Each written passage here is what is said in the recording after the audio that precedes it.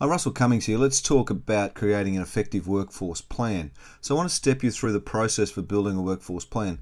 Now for me, a workforce plan is really, I guess, an element of the strategic plan for you where you actually put some strategy into planning the workforce that's going to support you and your business in moving forward to your strategies. So we need to think about the people as a resource and how we utilize them and what people we're going to have and how we drive that forward in order to help us put our strategic plan in place and implement and execute effectively. So what are the steps? So I've sort of outlined sort of 6 steps here, and we've got a little model that will give you, and it's just a simple spreadsheet. And it's not a complex process at all, but it's quite a powerful process. So the first, I'll just take you through the 6 steps and then we'll go through them each individually. So map your current organizational chart and just put names against positions, right? Then map your future org chart, put the positions in it only. And then my suggestion is then you list positions in our model. So it's a really simple model where you just list out the positions in your model and put in the current and the future org chart positions. Your current org chart may have positions that don't exist in the future and that you may be eliminating, and or your future org chart may have positions that currently don't exist but you're going to put into place. So combine the two and map them out. Add the names against key positions where possible. So fill them out put your incumbents in, so you've already done that. So go through and list out your people and then put names against where, and we'll talk about that in some more detail in a second. Think about succession options. So who are the people in your organization coming through that you'd like to develop up into various positions? And then also think about emergency cover options. So that's how you create the plan. We'll also then talk about how you sort of analyze a plan and what you do with it. So let's just go through the 6 steps in just a little bit of detail. Step 1, so map your current plan. So there's a heap of charts to do that. What you want is just a simple org chart. You can sketch it out in a piece of paper if you really like. It doesn't really matter.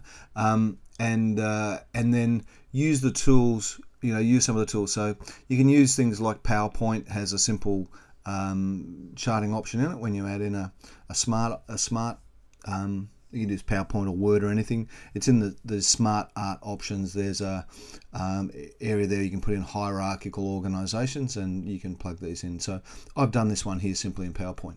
You can use Smart Draw, which is another product. Lucid Chart, Gliffy are all other ones that you might use. Just Google's your friend. Go and find them. So you see here this example here. It's a really simple little org chart, and I've pulled one together, and the orange positions are ones that are future positions that currently don't exist in our current organization. So this is the where chart.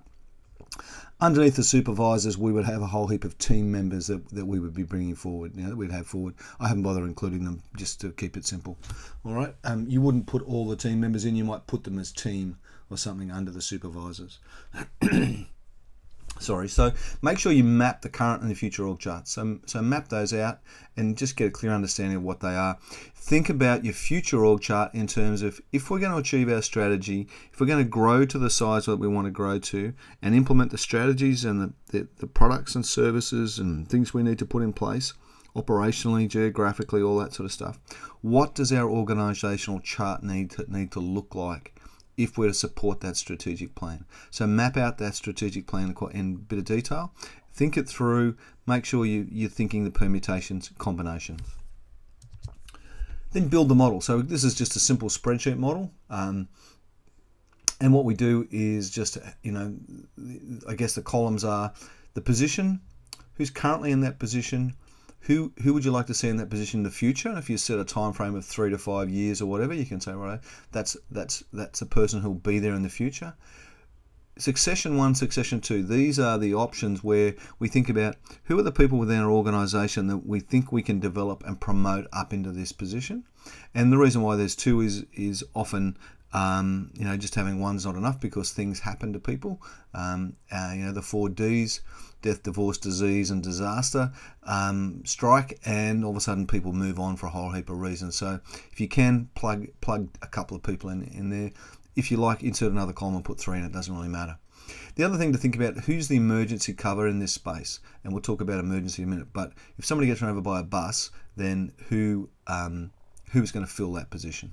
All right, so build the model, put your current employees in, add your future employees in. So you can see in this example here, you know, we a couple of new positions. We're going to have an operations manager, an accounts clerk, and a logistics clerk weren't filled there. Some of our people we're going to promote up into that. So you can see Jenny, the personal assistant, wants to become accounts clerk, and we're going to promote her up into that.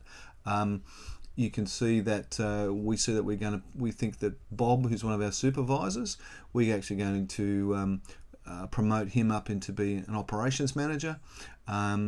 We're not sure about our logistics officer, Julie. We don't think she's long-term for us, and so we're going to recruit. So I put in, you know, areas there, jobs that we're going to recruit for. So we can start to build a recruiting plan saying, well, these are the people that we're going to need to recruit.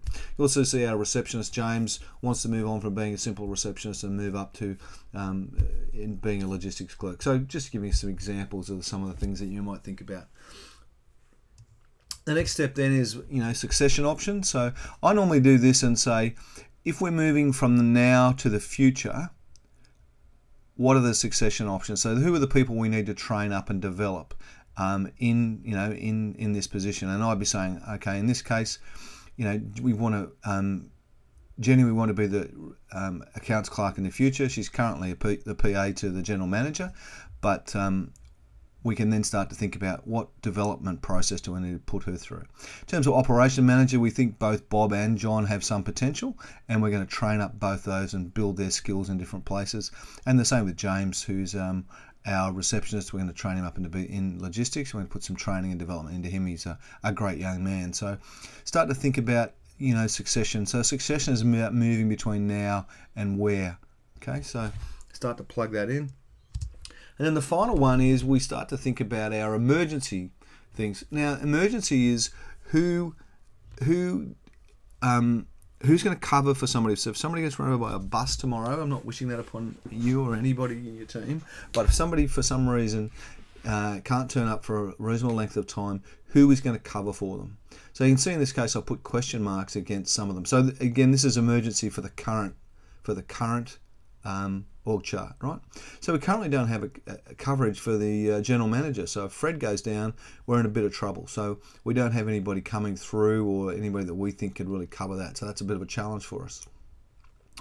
You know, but we see that different people could cover. The other one that we don't have is Julie. We don't have any coverage for Julie as a logistics officer.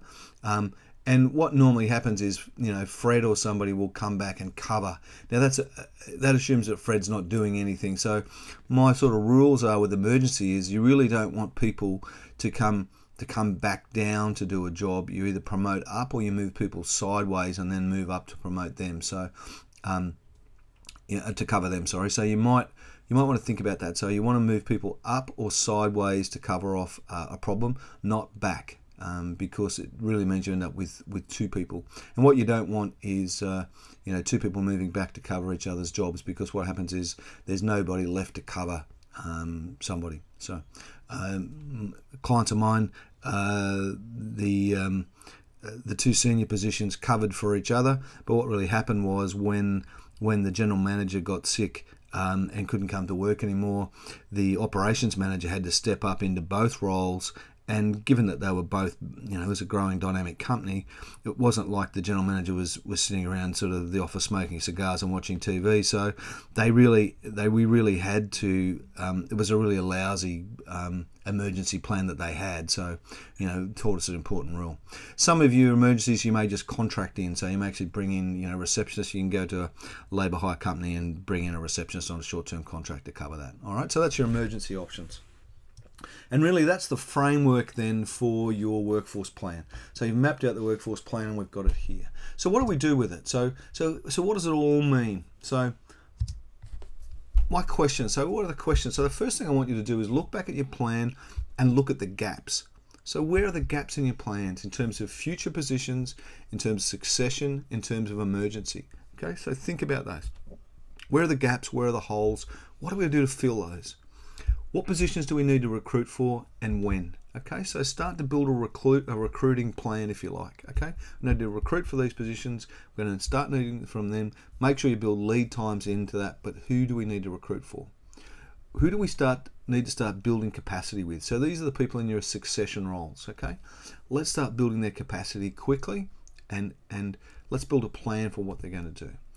Everybody should have a development plan, but let's start with the succession people. Similarly then, do you have role profiles for each position? And I'll show you a simple role profile in a second. And then do you have KPIs for each position? So what are the key performance indicators or key performance measures? Or how are you going to measure that each of these people are performing in their role? How will you know as the manager? In terms of role profile, this is a simple model that I like to use. This model here is not complete, but if you see our videos, other videos on completing role profiles, then we've got a more complete version. But really the key things you want to define for any job are the purpose of the job, what are the outputs, so what are the things that job needs to deliver, and then what are the key activities that are going to drive those outputs. Okay, you can then sort of put a bit more detail around who are the key relationships, who are the reportings and that sort of stuff. Who do they report to, what do they do, any levels of authority possibly, what are the inputs. So in some jobs, the level of input that they have is quite limiting or can be quite controlling. And then when you look at all this, what are the key competencies that you think they're going to need to have in that role? But look to our video on role profiles. Going to say it. Look at a video on role profiles to get your head around that. Okay, so what out of our simple workforce planning process, we should end up with a series of outputs. We should end up with a couple of org charts, or at least one that's a combined org chart that shows the current one plus any future positions, a bit like the example that I've shown you. So it should give us some good wiring diagrams for the company going forward. You should have a workforce planning model for your business. So that's just that spreadsheet model with all those columns filled out and thought out, and mapped out. Position descriptions and KPIs for each job, for each role and each individual. Each individual should have a development plan, so we should have a development plan for each individual, and from that we also should start be able to build a recruiting plan. When are we going to need to recruit for, at what positions, and when do we need to do that by? So we can start to build all those things out of this simple process. So use this as a bit of a checklist if you like, and go back and say, right, we've got the org charts, we've got the workforce plan, position descriptions, let's tick those off, KPIs for them, ticked off, individual development plans, we've got those, and do we have our recruiting plan? Okay, so that's our simple workforce planning model. I think it's a really powerful adjunctive strategic planning process. Got any questions, just contact me and we'll sort it out from there. Okay, hope you have a great future moving ahead, and your workforce plan really slots in to help you take your business to that next level. Thank you.